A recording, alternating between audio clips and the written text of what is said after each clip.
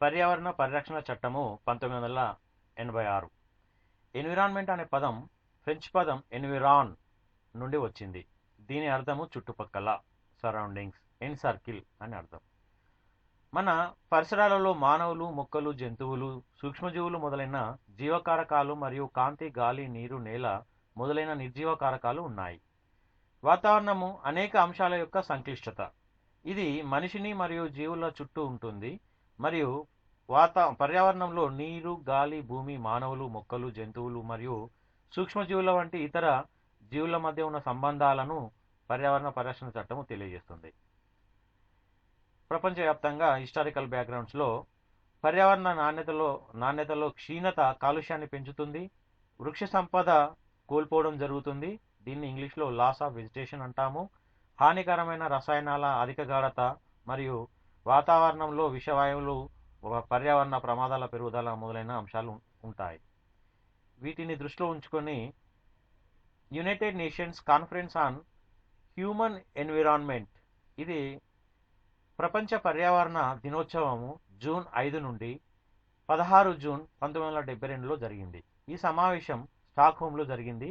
ఈ స్టాక్హోమ్లో జరిగిన సమావేశంలో ఒక మ్యాగ్నా కార్టాను డిక్లరేషన్ తీసుకురావడం జరిగింది. మ్యాగ్నా కార్టా అంటే హక్కులు మరియు స్వేచ్ఛకు హామీ ఇచ్చే ఏదైనా ఒక ప్రాథమిక రాజ్యాంగము లేదా చట్టం అని అర్థం.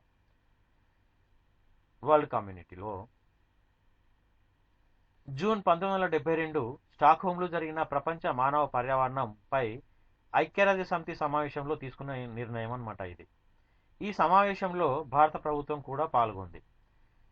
భారత ప్రభుత్వము ఆర్టికల్ 48A మరియు 51A లను ప్రవేశపెట్టింది. పర్యావరణం దాని నాణ్యతకు ఎలా మద్దతు ఇస్తామో ఈ ఆర్టికల్స్లో తెలియడం జరిగిందనమాట. 48A పర్యావరణాన్ని పరిరక్షించడంలో రాష్ట్ర, కేంద్ర ప్రభుత్వాలు తీసుకుంటున్న చొరవ గురించి వివరించడం జరిగింది. 51Aలో పౌరుడిగా ఉండడానికి ఒక వ్యక్తి యొక్క ప్రాథమిక హక్కులో భాగంగా పర్యావరణాన్ని, అతని చుట్టూ ఉన్న జీవులను రక్షించే హక్కు తెలియజేయడం జరిగింది. పర్యావరణాన్ని పరీక్షించడానికి కొన్ని శాసన మరియు రాజ్యాంగ విషయాలను అమలు చేసిన మొట్టమొదటి దేశము మన భారతదేశము.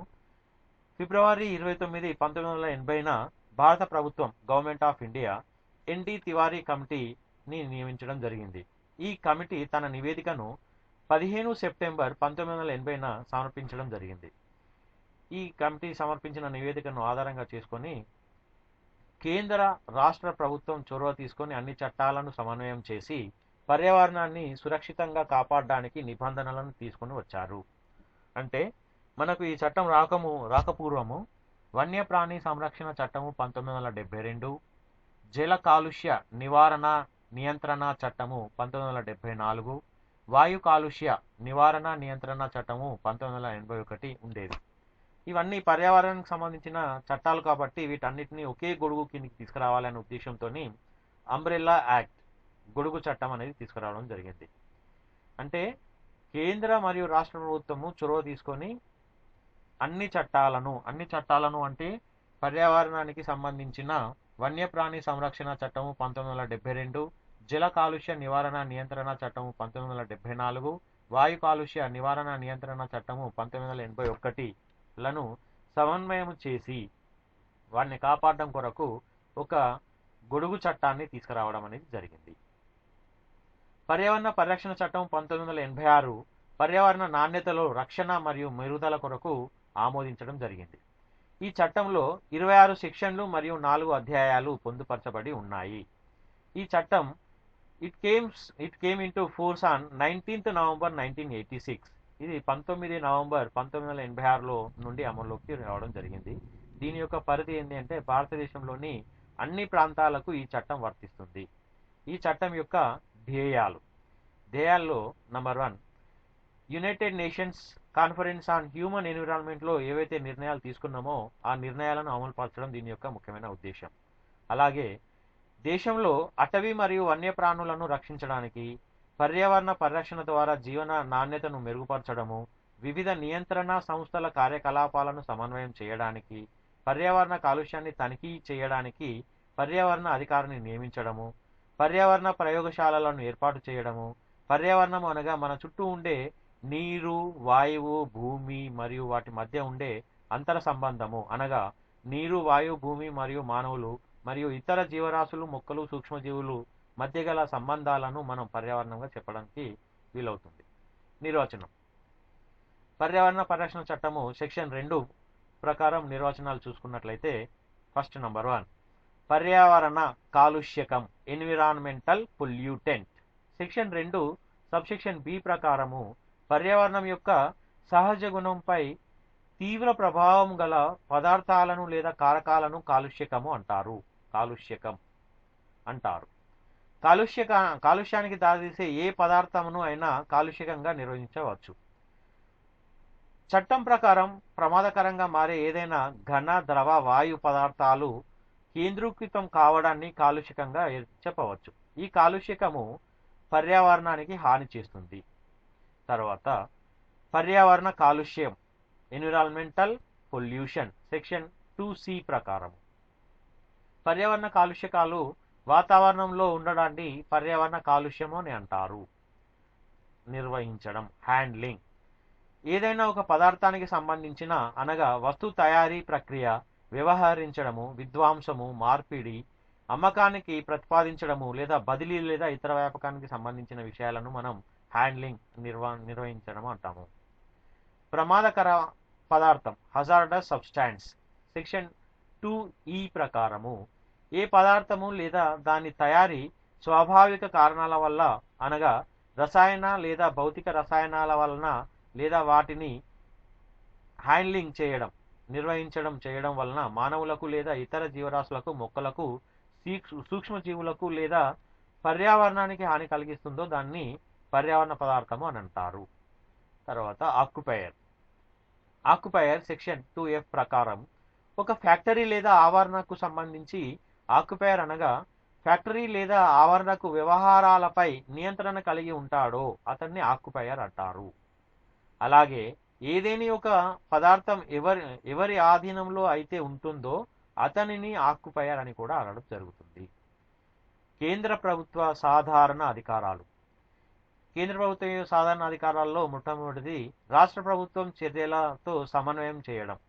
తర్వాత దేశవ్యాప్త కార్యకలాపాల ప్రణాళిక మరియు అమలును చేకూర్చడం. పర్యావరణాల నాణ్యత కోసము ప్రమాణాలను నిర్దేశించడం, అంటే స్టాండర్డ్స్ని నిర్దేశించడం దీని యొక్క ముఖ్యమైన అధికారం. పర్యావరణ కాలుష్య కారకాల ఉత్సర్గానికి ప్రమాణాలను నిర్దేశించడం.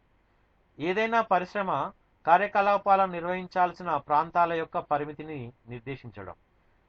ప్రమాదకర పదార్థాల నిర్వహణ కొరకు విధానం మరియు భద్రతలను కమిటీలను వేయడం.